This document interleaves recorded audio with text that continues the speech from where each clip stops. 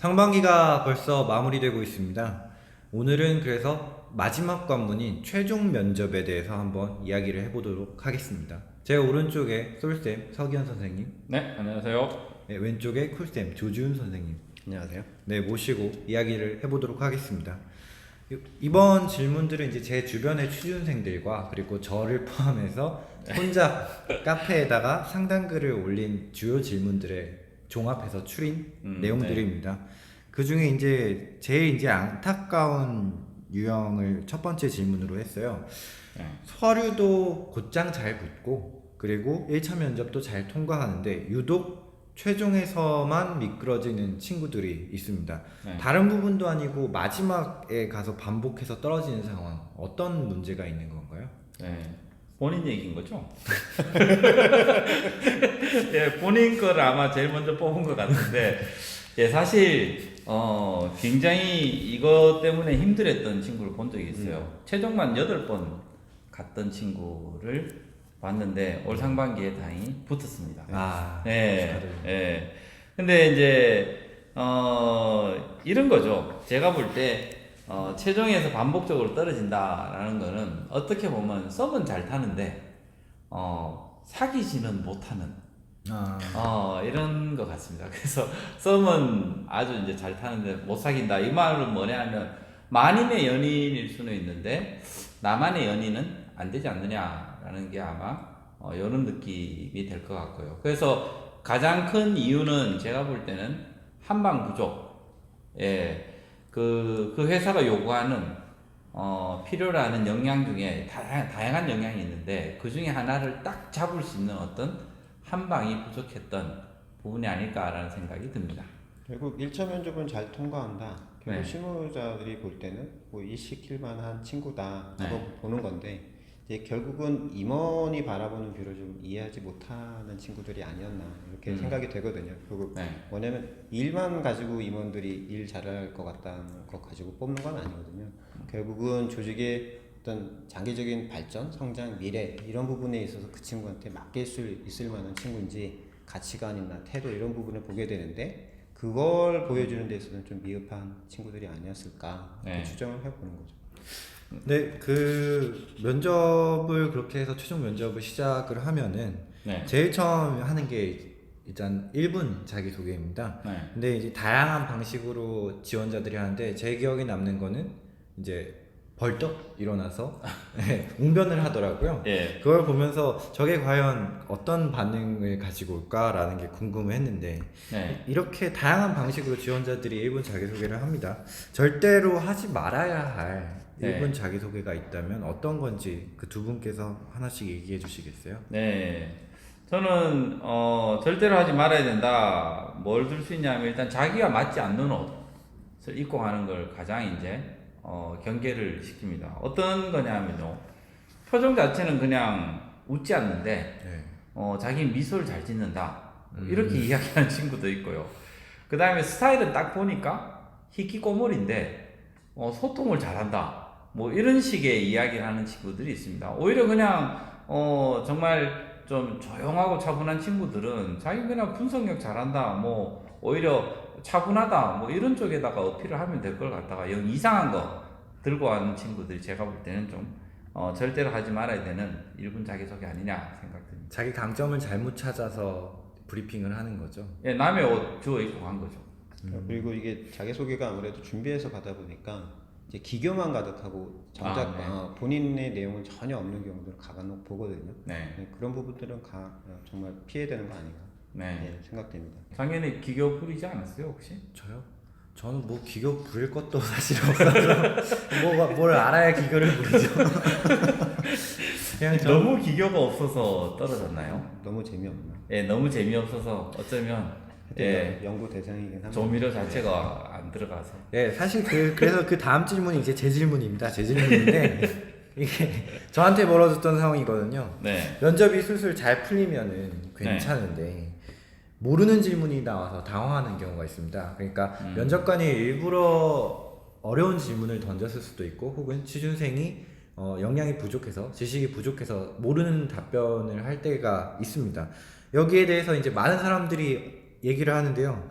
모르는 건 솔직하게 모른다고 얘기를 해라. 그게 정답이다 라고 말하는 사람도 있고, 자기가 아는 지식을 덧붙여서 생각을 추론해서 펼쳐나가라 라고 말하는 사람도 있습니다. 그런데 이제 전문가분들의 의견을 듣고 싶은 게, 정확하게 베스트와 워스트 예시를 하나씩 얘기해 주시면 도움이 될 것 같습니다. 베스트는 그런 상황이 발생하지 않는 거겠죠. 그거보다 베스트는 없을 것 같고요. 근데 이제 면접에 임하다 보면 실제 100% 모르는 경우보다는 이제 알지만 그 면접장에서 순간적으로 생각이 안 나는 경우, 전혀 생각이 안 나는 경우들이 있을 텐데요. 그럴 때 사실 방법이 없습니다. 그래서 실제 인정하고 모르겠다, 이제 추후에 보완하겠다 이렇게 솔직히 고백하는 것도 한 방법이라고 생각하고요.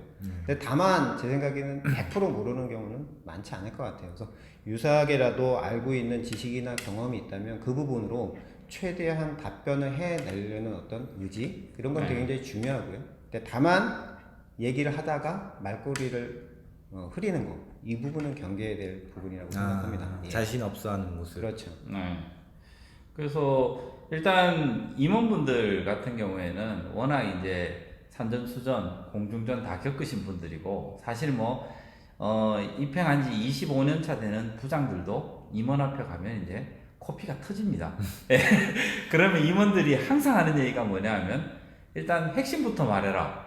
예, 실제 임원 보고 들어가면 임원이 제일 먼저 하는 얘기가 핵심부터 이야기해라.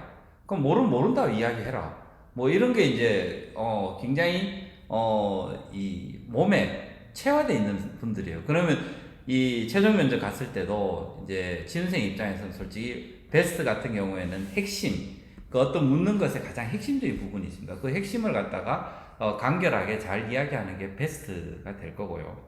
그 다음에 워스트 같은 경우가 이제 뭐냐 하면, 아까 잘 모르는데 아는 척 하는 경우, 장황하게 이제 늘어놓는 경우, 예, 그 다음에 아예 추론이나 이런 거 노력조차 안 보이는 경우, 이런 것들이 이제 제가 볼 때는 워스트라고 생각이 됩니다. 그러니까 결국은 이런 카드라 통신 이게 맞냐 저게 맞냐 그런 건 없어요. 없고 어쨌든 간에 그분 이제 이야기를 들어보면 대충 질문들 들어보면 뉘앙스가 보일 거니까 거기에 맞춰서 이야기하는 게 제일 좋습니다.